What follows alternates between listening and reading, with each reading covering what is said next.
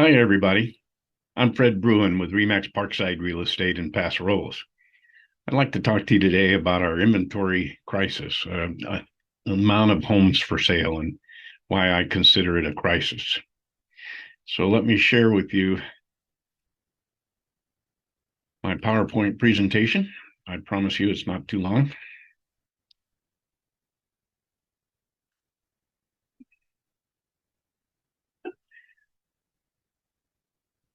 A story about today's housing inventory, as told by Fred Bruin. So, what are the factors holding the inventory levels down? Well, here's some of my observations. I read an article a few weeks ago, no, not even a few weeks ago, a few days ago. A high percentage of existing mortgages are under 4% interest rate. I don't remember the exact number, but it was amazing. It was like 90% of existing mortgages out there are under or at 4% interest rate. So how does this affect our current inventory levels? Well, if you have a homeowner who is considering selling, what I call a prospective seller, and their interest rate is somewhere between 3 and 4% on their current home, and they research buying a new home and find that they're going to be paying 5.5, 6, maybe even a little bit more than 6% interest rate on their next loan if they need to finance a portion of that next purchase. So that could slow people down from coming on the market, holding our inventory levels down. Well, then let's combine that with my second observation here. Homeowners are not likely to list because they don't want to pay an inflated price for the replacement property. We know that over the last couple of years, property values have gone up significantly. Early on, it was skyrocketing. This might be the top of the market for pricing. Well, you combine that with paying a higher interest rate and the top dollar for the next home.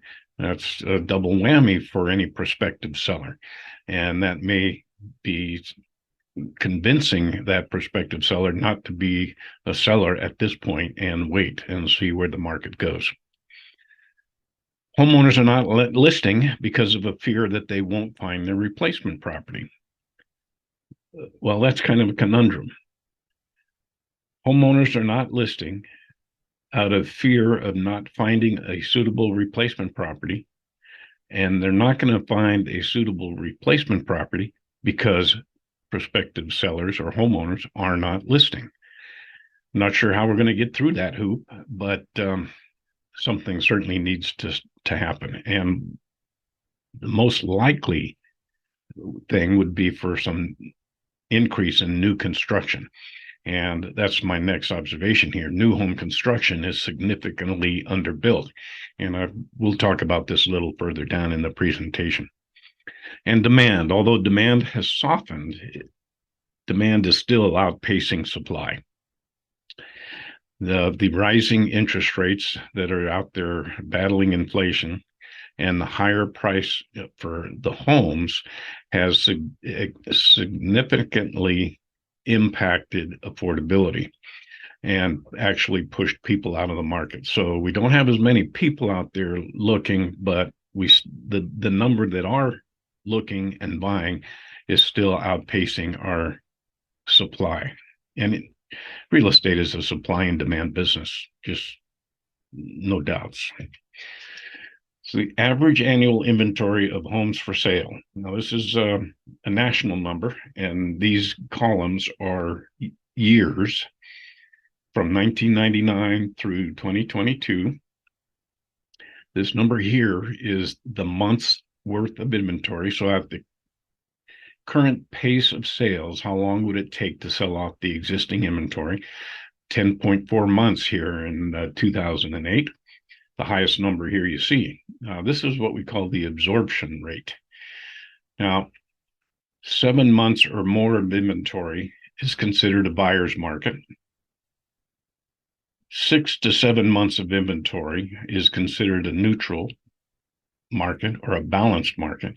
And anything under 6 months of inventory is considered a seller's market. And you can see that the majority of these years, we experienced a seller's market.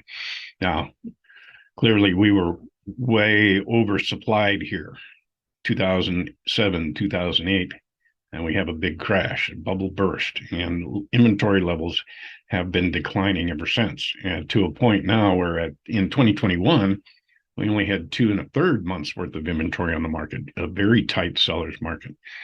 2022 saw a little bit of relief, up to 2.7 months of inventory. Okay, national numbers. Absorption rate. Here's what it looks like locally. Mine chart's a little bit different.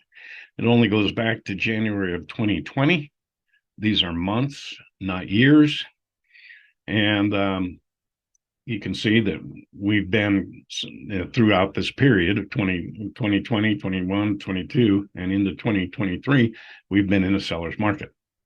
That's this blue area, under 6 months worth of inventory, 6 to 7 months of balanced market, and above 7 months is a buyer's market.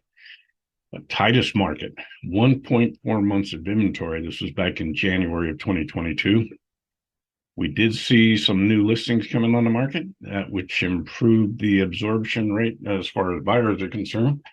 And I thought at this point that we were going to get into a balanced market by the end of the year, but then the new listings quit coming on the market, and we kind of rounded off here in the low threes, 3.0, 3.2, 3.3, and then turn around and start coming back down with fewer homes on the market. Same demand, but that just tightened up the market. This is 2.9 in December. Remember that number? 1.4 in January of 2022. Remember that number? I did an estimate for February, and 2.4 for February of 2023. Still very much a tight seller's market. This is the nationally again, and this is just the last 12 months of inventory for sale. Monthly columns, just like my little graph just prior.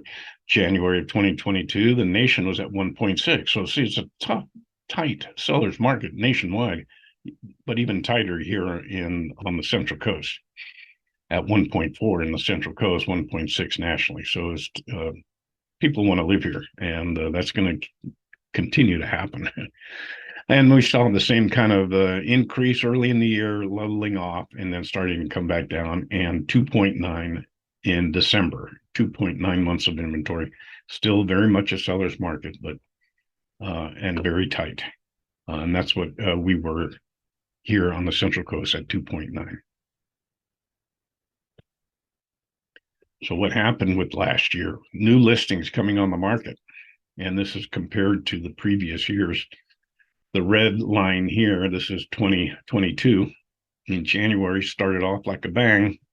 It was good right out the gate, and I saw good significant numbers coming up, and we got to mid-June, and our thoughts and hopes were that we would continue in that direction, and then boom, here's reality set in, and the number of new properties coming to the market as interest rates started to climb. Remember, interest rates started climbing back in here. And then the new listings coming on the market just fell off significantly to where we had fewer new homes coming on the market than we did in all the prior years, including the pandemic year of 2020. This is the pandemic year. This yellow gold came out of the gate strong. Pandemic hit the headlines, boom, nothing came on the market. We started getting used to living in that pandemic world, and the number of listings started coming up, leveled off, and then fell off at the end of the year. Interesting stuff right there. But you can see currently 2022 into 2023, we're not getting the new listings that we would hope for. And this is what it looks like in our local market. Yes, those other numbers, those are national numbers. This is locally. I like showing this graph because it really is a great illustration of the contrast in our inventory, what it was and what it is. The blue line is fully available homes on the market in northern San Luis Obispo County. You can see at our highest point on July 30th of 2007, we had 1,262 homes fully available on the market. The bubble burst. we go through hell for 4.5 years, 5 years, the inventory level just falls off a cliff. 2012, we bottom out. Market starts to improve and the inventory starts coming up a little bit, but you can see we just kind of held somewhat steady, no major gains or no major losses up until just recently. And our inventory levels have fallen off pretty sharply again to a low point. And this blue low point, that was January 3rd of 2022. Remember, we had that 1.4 months of inventory, the tightest market we've ever been in. We only had 92 fully available homes on the market, 92 compared to 1,262. More than only 10%, less than 10% of what we had back in 2007. Now, the numbers have come up a little bit through 2022 and kind of leveled off to where we are on this last reporting period for this graph, 173 fully available listings on January 3rd, 2023. Now, I did pull the numbers again this morning, as I do every morning, as of January 31st, that's today, 157 fully available homes on the market. So down a little bit from what this graph is illustrating. But there it is. There's the contrast. That's when we hear someone say we have record low inventory. Now you've seen it in blue and white. The number of homes for sale has increased, but we're still well below pandemic numbers. And this is nationally again. And these are December 2022, December 2021, December 2020, and the numbers are pretty right there. 2021, in December, we only had less than 500,000 homes for sale in the United States. We have come up a bit. We're almost in December of 2022, we were almost at 700,000 homes. But you can see that level was still far below what our pre-pandemic levels were. All of those years were over 1 million homes, almost 2 million here. Oh, I'm sorry, that's 1,000,001. I thought it was something else. Okay. So well over 1 million homes in each of these pre-pandemic months. Here's the pandemic year, only 613,000 available homes. So to new construction, let's talk about that. Odetta Kushi, chief economist for First American, she says the housing market remains fundamentally underbuilt. And as demand rises, it will be important to boost supply in order for price growth to grow to an adjustable, more sustainable level. While builders can't make existing homeowners move, they can add new inventory, new homes to the stock. What are the factors that are holding builders back? If demand is so good and inventory so low, why aren't they building houses? Here's a few observations. Some of my observations, some of my colleagues here at RE/MAX Parkside Real Estate. Builders took a big hit in the crash and many went out of business, and many were hurt so bad that they choose not to get back in the business. After the crash, financing was difficult to obtain. Financing is tight today because of higher interest rates. Yes, after the crash, it was very difficult to obtain financing for speculative building. It's easy for me to say, huh? And today with the higher rates, it's just hard. Money's expensive. Estimating costs is difficult with supply chain issues. And we've heard that in the headlines over the last several months. So how can you estimate your costs when you don't know what the cost of goods is going to be and when it's going to be available? Labor is hard to find, and we all know that every business in town has a help wanted sign in the window, and that's true for developers and contractors. They're looking for good help as well. And last but certainly not least, and probably very influential, is government and environmental processes and restrictions cloud timelines and costs. And if it takes 2 years from your permit application to actually having a product that you can sell and put some money in the bank, that's risky. You don't know you don't know what your materials is going to cost over that timeline. could change dramatically.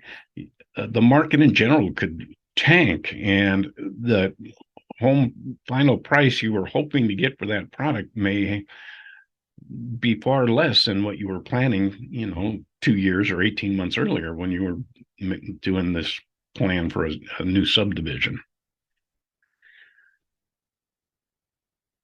Bank of America, they believe that underbuilding over the last decade has absorbed the 2 to 3 million home glut that we had pre-financial crisis overbuilding and created a deficit of 4 million homes. So Bank of America here, they're saying that they believe that our inventory is short or undersupplied by 4 million homes. Here's what some other people think. Realtor.com, even more. They believe that we're 5.24 or 5.25 million homes undersupplied. Bank of America, the 4 million. Freddie Mac, 3.8 million. Morgan Stanley, 2 million. John Burns, Moody's, nearing 2 million homes undersupplied. So there you have it. Just a reminder that my Winter 2003 Home Sellers Guide and Home Buyers Guide are available for free download at fredbruen.com, or you just give me a call at my phone number and I can email you a PDF copy of that. So inventory levels are low. I gave you some reasons why I think they're low. The immediate future, I don't see any significant improvement in the inventory level as far as gaining some numbers. We certainly do have some new construction going on in the area, but again, they're not going to have any product for sale for probably another 12 months at least. And with this limited inventory, I don't think we're going to see any significant fluctuation in pricing. Property values will continue to, the fourth quarter of 2022, despite these low inventory numbers and rising interest rates, we still saw 3% property value appreciation when compared to the fourth quarter of 2021. I don't think we're going to, there'll be some fluctuation. It might be a point or two up, maybe a point or two down. I'd just like to say I think price is going to remain flat until this inflation gets under control and interest rates come down another tick or two. And one just side thought, historically, during recessionary periods, interest rates historically come down. So even if the economy in general kind of flounders, interest rates will be lowered and will come down to help stimulate the economy. I hope that helps give you some insight into the market. Feel free to give me a call or a text or an email if you have any questions or comments or just want to talk real estate. I like talking real estate. I appreciate you watching, and we'll see you next time.